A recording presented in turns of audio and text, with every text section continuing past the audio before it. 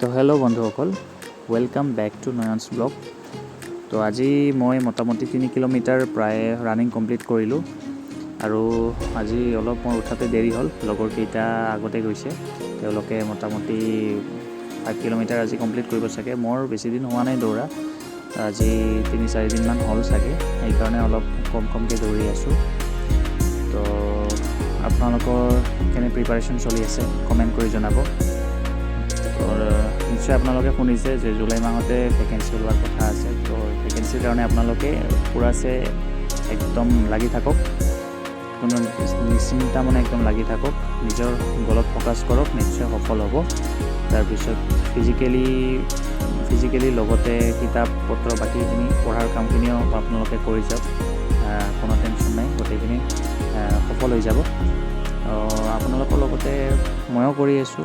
ময়ো ADRE exam দিছিলোঁ। ADRE এক্সামত কি হ'ল, ফাইনেল ৰিজাল্ট যিটো কম্পিউটাৰ স্কিল টেষ্ট আছে, তাতে কি হ'ল, বেয়া হৈ গ'ল। তো বহুত দুখ লাগিছে, ফেইলাৰ হোৱাৰ দুখ প্ৰথমবাৰ মই জীৱনত সেইটোৱে পাইছোঁ। ADRE এক্সামত, আছাম ডাইৰেক্ট ৰিক্ৰুইটমেণ্টৰ যি এক্সাম আছিল। তো একো নাই, লাইফত আপছ এণ্ড ডাউনছ আহি থাকে, গতিকে আমাক সংগ্ৰাম চলাই যাব লাগিব।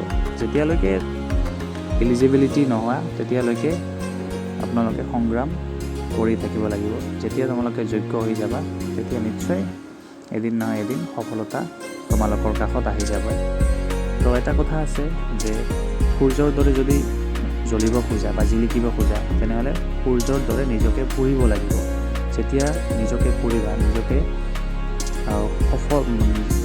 কষ্ট কৰিবা, অৰ্থাৎ দিনে ৰাতি একাকাৰ কৰি পৰিশ্ৰম কৰিবা, পঢ়াতে হওক, ফিজিকেলৰ হওক, তো আপোনালোকে নিশ্চয় সফল হ'বা।